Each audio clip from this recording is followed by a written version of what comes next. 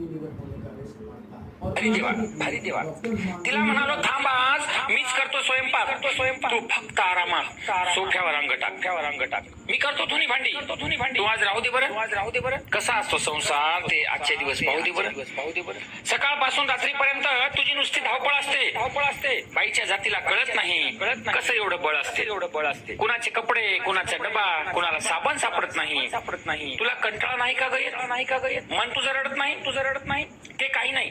तू आज निवांत बसायचंस. जसा मी रुसतो तसंच तूही आज रुसायचंस.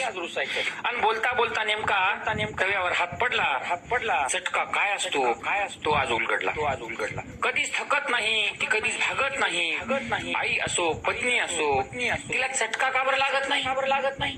कुठून येत असेल तिला चटके सोसायचं बळ? का आतल्या आत दाबत असेल ती हुंदका आणि कळ? तशी ती काळजीत म्हणाली, एका दिवसानं काय होणार? रोज थोडेच तुम्ही चुलीपाशी येणार. भाजलेला हात हातात घेऊन ती नुसती कुरवाळत राहिली. बिचारी रात्रभर प्रेमाचे अश्रू गाळत राहिली.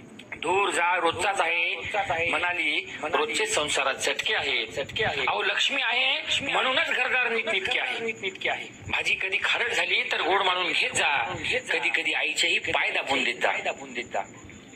सोपं नसतं आई, बहीण, पत्नी होणं. कित्येक पात्र साकारावे लागतात. काळजात दुःख ठेवून आनंदानं डोळे भरावे लागतात. हस्त खेळता अंगण सोडून आई बापाचा त्याग करावा लागते.